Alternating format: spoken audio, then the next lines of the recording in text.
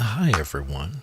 I just wanted to do a column for you. I have watched a lot of videos where folks have used various different items to pour their soap over into a slab mold. And I just love some of the patterns that I've seen and thought, hey, I'm going to try this. So I decided to do a goat milk soap in a column pour soap. This is a pretty straightforward recipe. I've listed my ingredients on the screen there. This is my own fresh frozen goat's milk, of course. I've got it in my ice bath, as I generally do.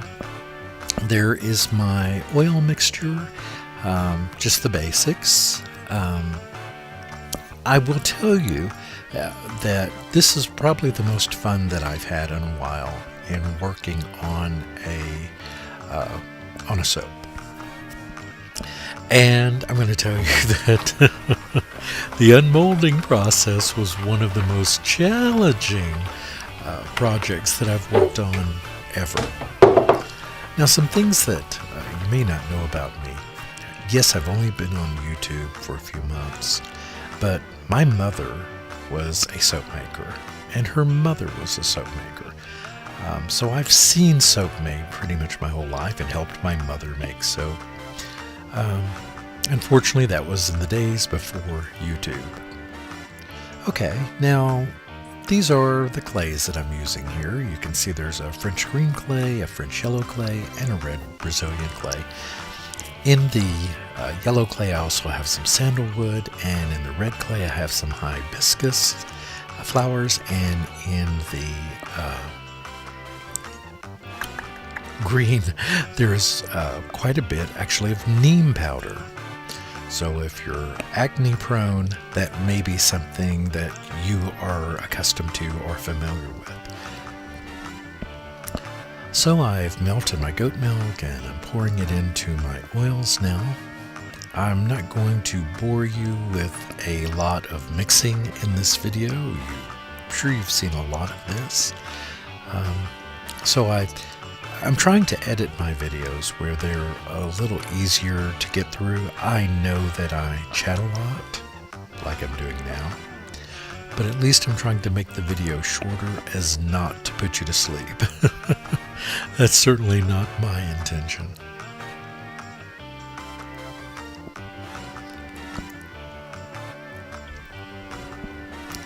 This particular recipe, by the way,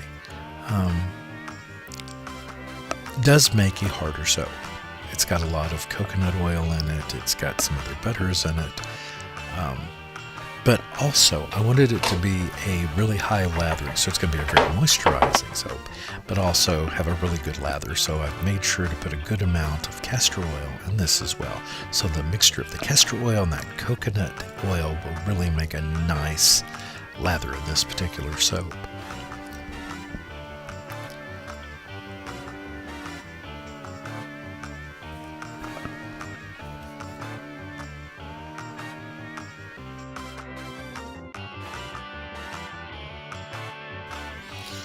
Now, what I'm using for my column is this large iris vase that I have.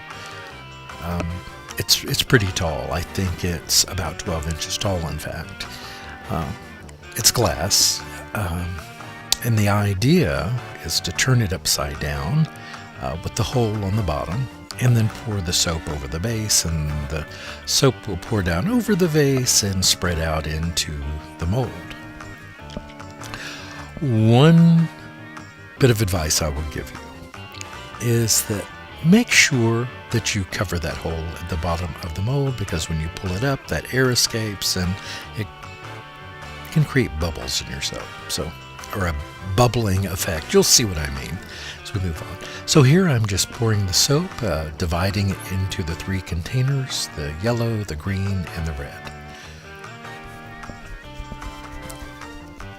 Now, I do share a bit of advice here in text, but I'm also going to repeat it.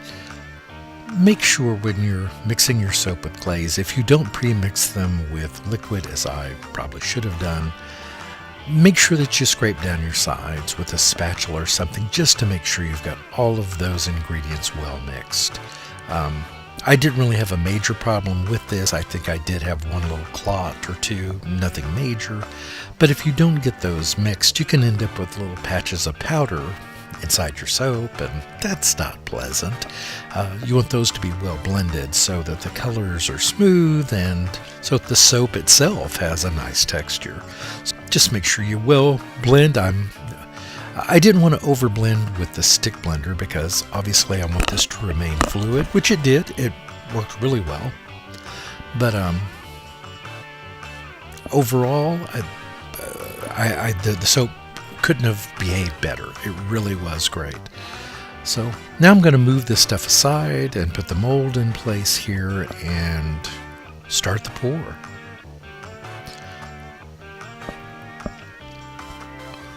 Now this, because I haven't done this before, I was a little nervous about this, and I think this would work better in a square mold. This is a rectangular mold, so, and also I don't think I'll use a round mold again. I would like to use either a square where the color disperses down the four sides, or even a diamond shape. So I was thinking I do have a vase that my mother left me, so that is hexagonal, and I think that might be a lot of fun. I may try several different things. But overall, I liked the effect. It wasn't as even as I had hoped. But a lot of that was because of my own fault. I should have been a little slower in my pour and perhaps a little more methodical with the area that I was pouring it, just to make sure that it was a bit more symmetrical. As you can see, it's a little wobbly there, some of the pattern there. So what I was doing there is I just stopped to give it a mix. Do you see that little clot of clay on top? That's what I was talking about. That's what we want to avoid. So scraping down, and you'll see on the side of this pot here, you'll see there's that clay on the side because I didn't do a good job with the spatula. So that's the only reason why I share that advice with you. Make sure that you are very careful. Make sure you mix in your colors well. But you know what I did do in this? I remembered the order of the colors. I've messed that up on so many other things. But I think it's because it was visual. I could look down and see, okay, after the green is the red is the yellow, and so on. So it made it a little easier. Visuals were there. When you're pouring down inside a pipe that you can't see, like some of my other videos, it's easy to lose track. But as I was pouring this too, see all that undissolved there?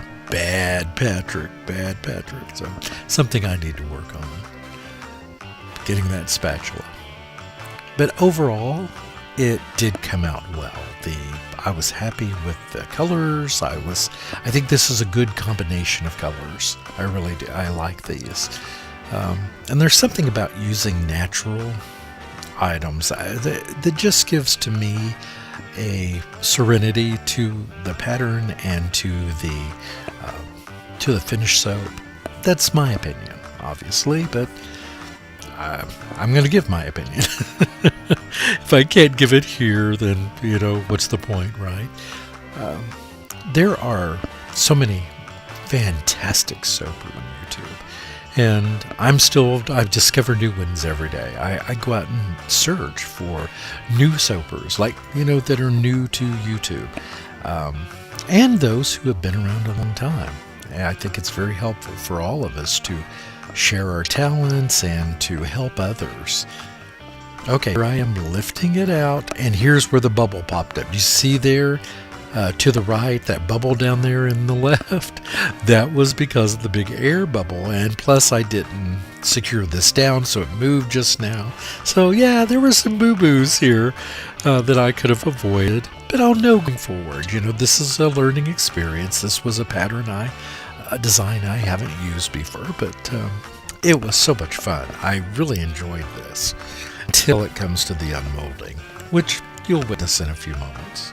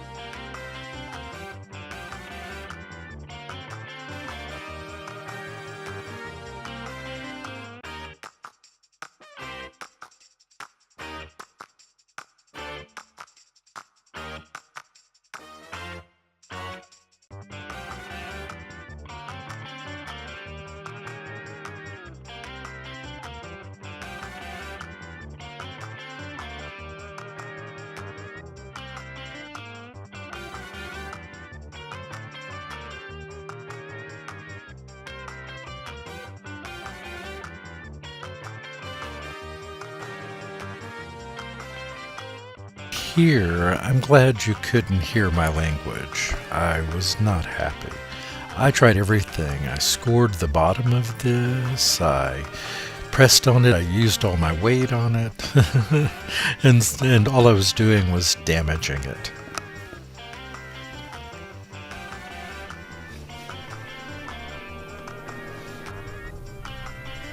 So, if this weren't so ridiculous, it wouldn't be so funny.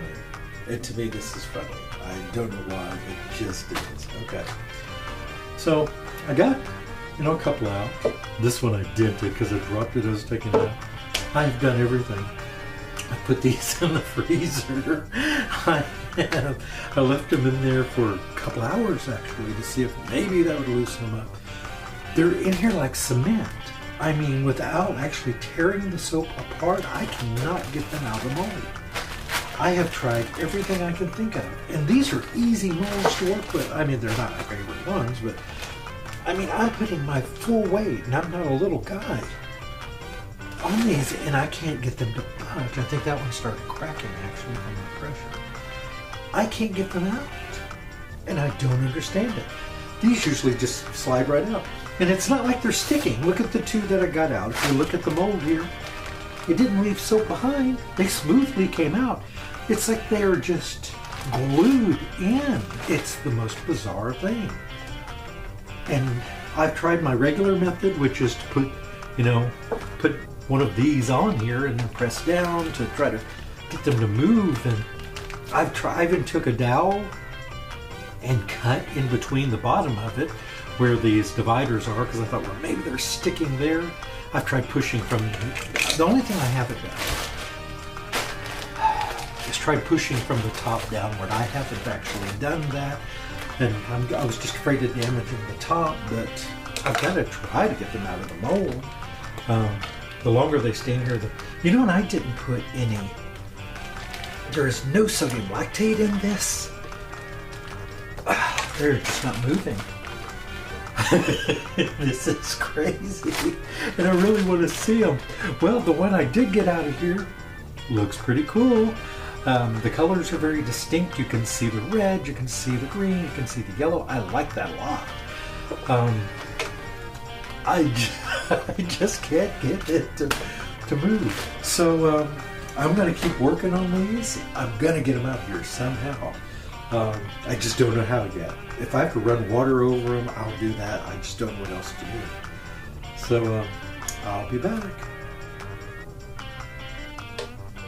Okay, I think I found the trick. I'm just ripping the mold apart just to get them loose with them in it, and boy, has this been a job. I have never encountered anything like this, but I'm getting them out slowly here. I've got a mess here because I want you to look. I mean, it's like a giant soap lollipop. I went through on the back, see, and cleared away. So what I'm going to try to do is clear away, because it looks like some of the soap actually somehow got here on the actual divider, and I think that's, see, I'm putting dents in them. These are getting beat up just from the effort I'm having to put in just to get them out. I've never seen anything like this ever. Oh. Okay. These are going to take a lot of cleanup work to get them, because, well, I've been rough on them. I mean, this has not been easy on the soap. But do you see that? I mean, I'm shaking that for all of my life. It is just in there. And I'm having to snap them off. They are hard. I will give them that. So this is almost, it's a fail. It's an unmolding fail. The soap themselves, I'm very happy with. It's not, for all the effort, it's not that showy.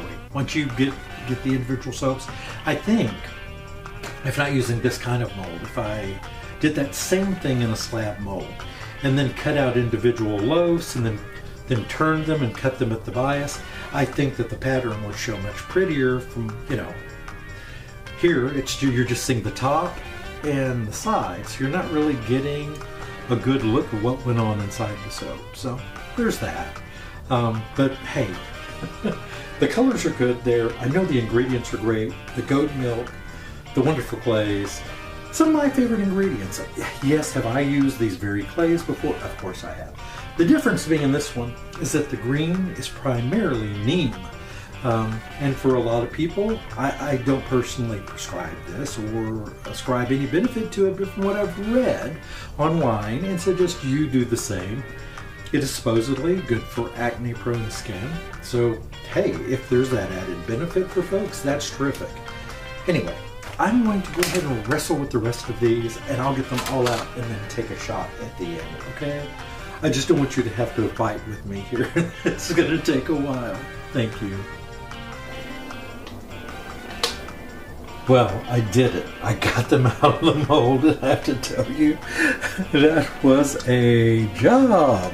Hang on, let me turn off the fan. I have a ceiling fan on overhead. I usually don't.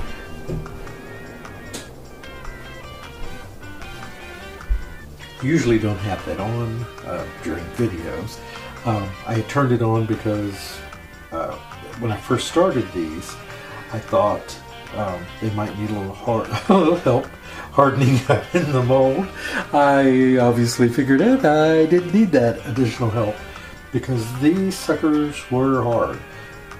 Now, I damaged a couple of them, like this one, taking them out of the mold. I just never have had that kind of problem ever with those molds, ever.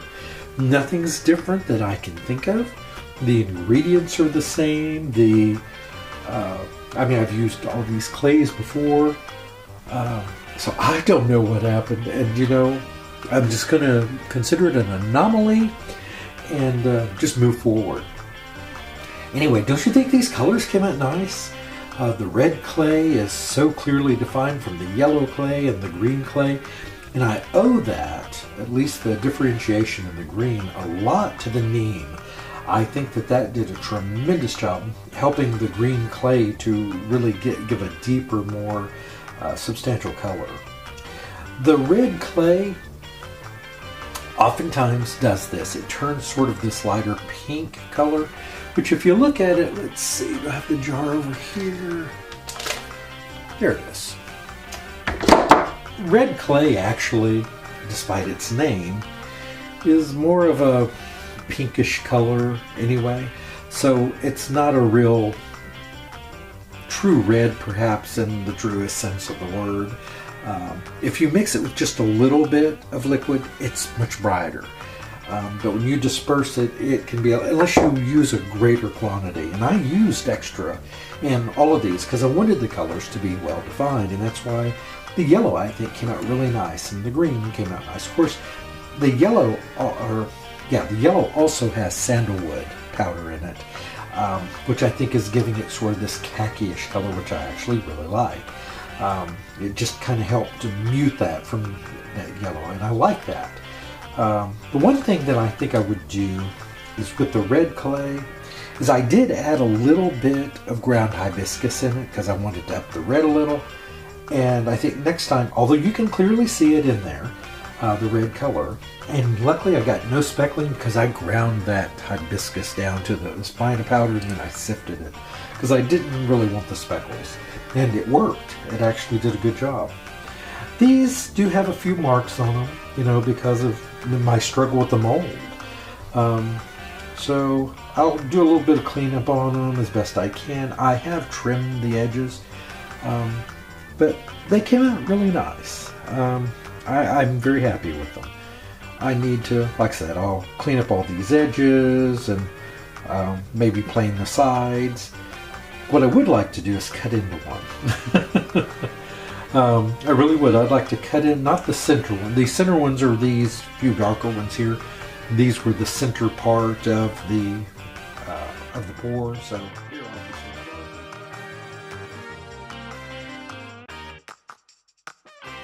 I do want to thank you all. I really appreciate you coming and spending time with me. You have a terrific day, and I'll see you for the next video. Goodbye.